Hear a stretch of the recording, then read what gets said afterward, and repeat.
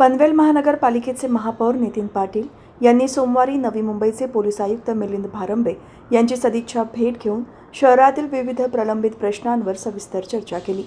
या भेटीदरम्यान प्रामुख्याने पनवेल महानगरपालिका क्षेत्रातील वाढती वाहतूक कोंडी, अनधिकृत फेरीवाले आणि अतिक्रमणांचा प्रश्न तसेच कायदा आणि सुव्यवस्थेशी संबंधित संवेदनशील विषयांवर आयुक्तांचे लक्ष वेधण्यात आले।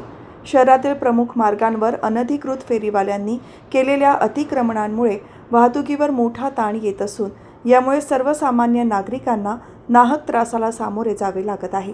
या पार्श्वभूमीवर नागरिकांच्या सुरक्षिततेसाठी आणि वाहतूक व्यवस्था सुरळीत करण्यासाठी तातडीने आवश्यक उपाययोजना करण्याबाबत सकारात्मक संवाद झाला।